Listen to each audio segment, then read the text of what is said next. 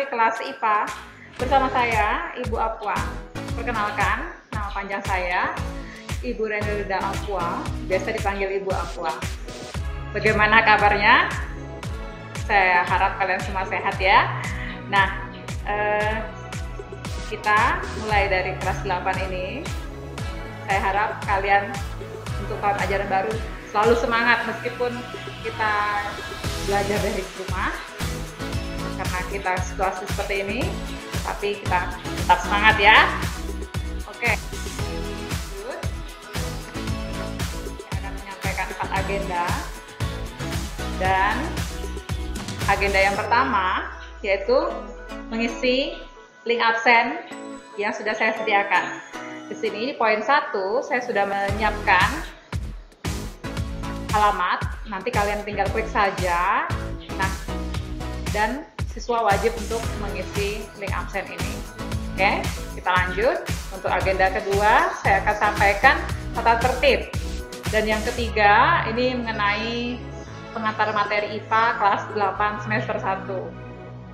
Dan yang terakhir ini mengenai ketentuan penilaian. Oke, kita lanjut ya untuk tata tertib. Nah, tata tertib untuk mata pelajaran IPA yang pertama, siswa kelas 8 wajib mengikuti pembelajaran jarak jauh mata pelajaran IPA yang telah dijadwalkan setiap hari Kamis jam 8 sampai jam 10. Kemudian yang kedua, siswa wajib mengisi daftar hadir di link yang telah disediakan. Yang tadi ya. Oke, yang ketiga, siswa mempersiapkan buku catatan, buku mata pelajaran, dan kuota internet. Yang keempat, siswa jujur dan bertanggung jawab dalam mengerjakan tugas yang dilaksanakan secara daring atau online. Yang kelima, siswa mengirim latihan, tugas, PR, dan ulangan tepat waktu.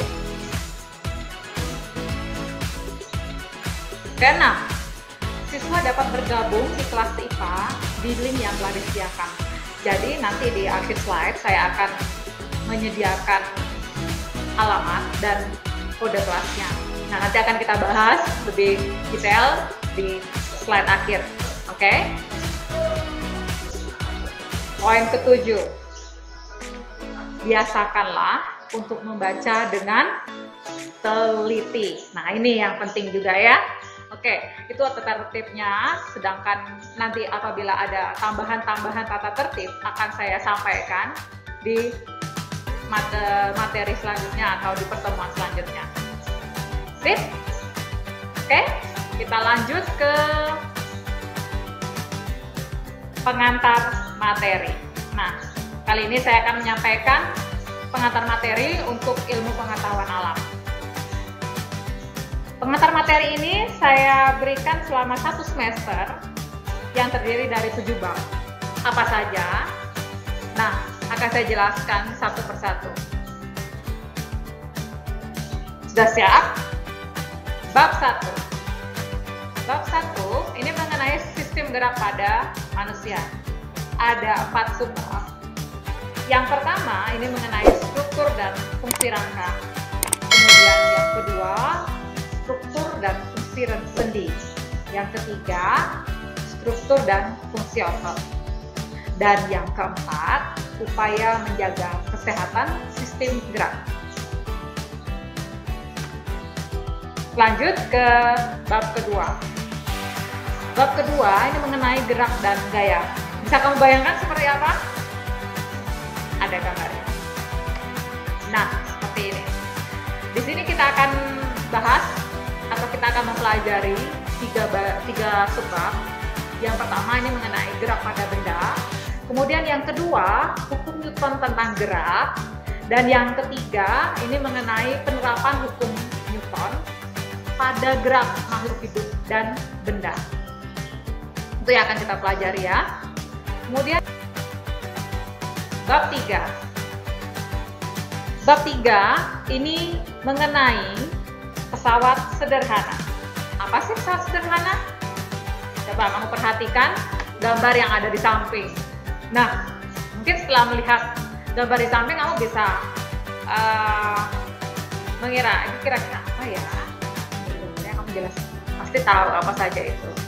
Nah, kita akan bahas di sini ini mengenai kerja atau usaha. Kemudian ada jenis pesawat sederhana, lalu ada juga keuntungan mekanik, dan yang keempat mengenai prinsip pesawat sederhana pada otot dan rangka manusia. Oke, kita lanjut ke bab berapa? Oke, betul sekali, bab 4, yaitu struktur dan fungsi tumbuhan. Jadi kita akan mempelajari struktur dan fungsi tumbuhan. Ada apa saja? Nah, yang pertama kita akan mempelajari struktur dan fungsi akar, batang, dan daun.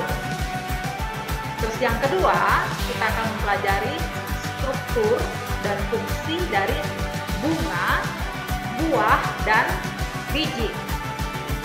Yang ketiga, kita akan mempelajari struktur dan fungsi jaringan. Jadi dari akar, kemudian naik bunga, buah, dan biji, kemudian kita mempelajari mengenai jaringannya. Dan yang keempat, ini mengenai teknologi yang terinspirasi oleh struktur tumbuhan. Oh ya, gambarnya seperti ini.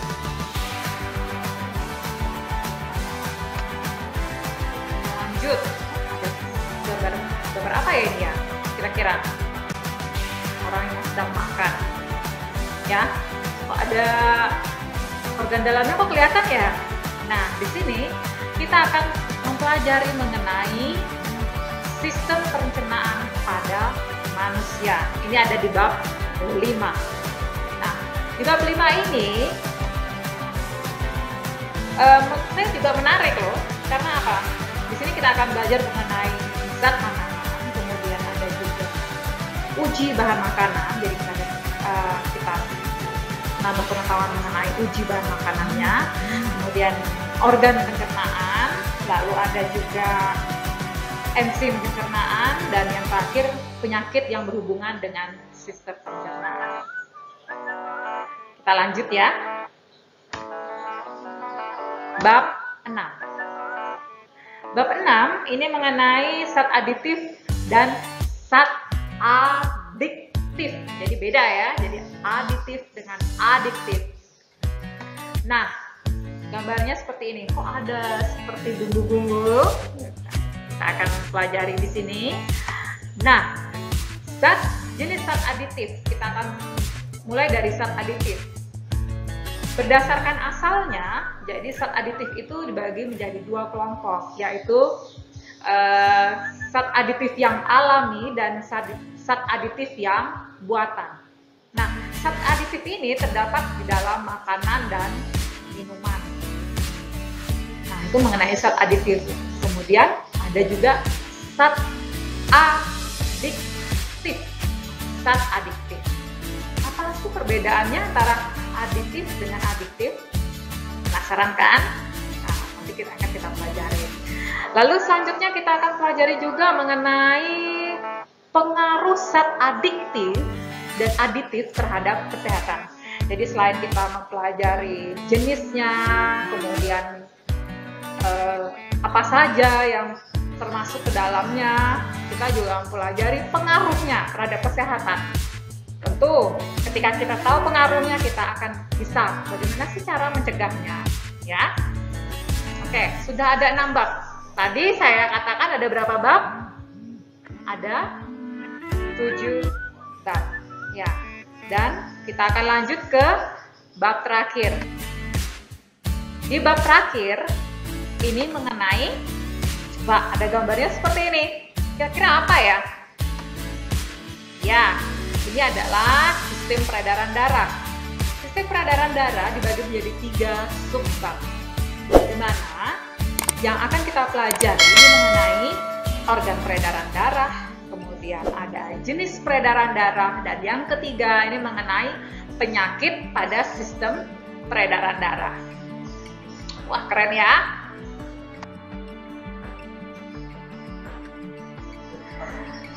Itu tadi 7 bab yang akan kita pelajari selama 1 semester.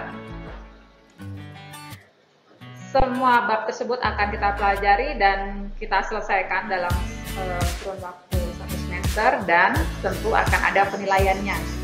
Nah, penilaiannya ini berdasarkan kriteria ketuntasan minimal. Jadi ada batas minimal kalian untuk KKM yang tertuntas. Berapa? Ya, yaitu 75. Jadi untuk kelas 8 mata pelajaran IPA KKM-nya adalah 75. Nah, untuk penilaiannya sendiri kita akan mulai dari penilaian harian. Jadi ada 3 di sini. Untuk penilaian harian yaitu pengetahuan, keterampilan, dan sikap. Nah, untuk pengetahuan sendiri ada beberapa jenis yang harus dikerjakan. Yang pertama latihan atau tugas, kemudian ada PR, dan yang ketiga ini mengenai ulangan harian. Jadi nanti di akhir bab atau subbab kita akan adakan ulangan harian. Kemudian untuk keterampilan ini ada 3 juga ya. Ada praktek, kemudian ada tugas individu, dan yang ketiga ini mengenai tugas kelompok. Bagaimana dengan sikap? Untuk sikap juga akan dinilai. Yang dinilai adalah kelakuan, kerajinan, dan kerapian.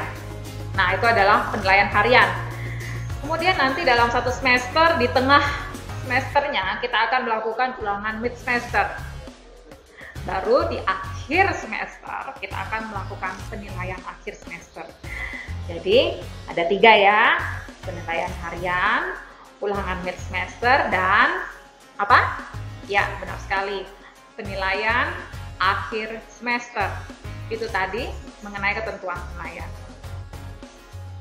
Oke, paham? Kita lanjut ya. Nah, untuk selanjutnya, seperti yang sudah saya sampaikan di awal mengenai Google Classroom. Nah, ini adalah slide mengenai Google Classroom. Jadi, saya sudah menyediakan kelas dari kelas A sampai kelas D. A, B, C, D ya. Ada 4 kelas. Nah, bagi kalian yang sudah memiliki Google Classroom di tahun sebelumnya, itu kalian bisa melanjutkan dan langsung bergabung di kelas saya. Nah, kode kelasnya ini ada di di tabel yang sudah saya sediakan di warna hijau. Tabel yang berwarna hijau, di sini ada kode-kodenya. Misalnya, saya ambil contoh kelas 8A. Kelas 8A ini kode kelasnya FFZ 353H ya. Penulisan huruf besar dan kecil itu sangat berpengaruh. Perhatikan itu baik-baik. Oke?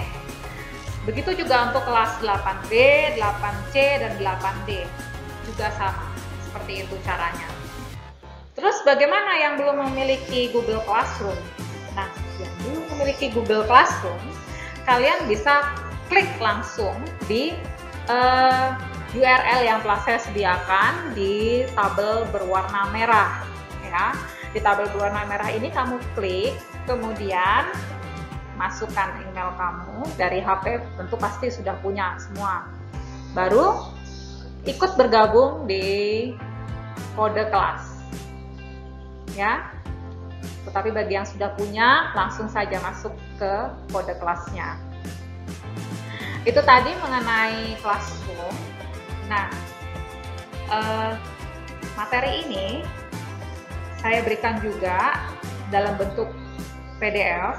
Nanti bisa kamu download. Sudah saya sediakan linknya, sudah saya berikan ke wali kelasnya masing-masing. Atau kamu boleh cek juga kalau kamu sudah masuk di Google Classroom, juga sudah saya sediakan. Jadi ketika kamu lupa atau kamu kehilangan file, kamu bisa ambil dan download kembali di situ. Kemudian untuk selanjutnya di akhir materi ini saya sediakan evaluasi dan ini wajib kamu kerjakan. Ada 10 soal saya berikan. Saya ingin tahu loh kalian seberapa besar sih kalian paham dengan apa yang sudah saya berikan hari ini. Oke? Jangan lupa ada tugas yang pertama itu adalah kalian mengisi absen. Oke? Yang kedua, simak baik-baik penjelasan saya ini, kemudian masuk ke kelasnya, dan yang ketiga, kalian mengisi form evaluasi. Ya, jadi ada tugas, ini wajib kamu kerjakan. Ada 3. Oke, saya tunggu dan terima kasih. Selamat belajar dan sampai berjumpa di pertemuan selanjutnya. Terima kasih.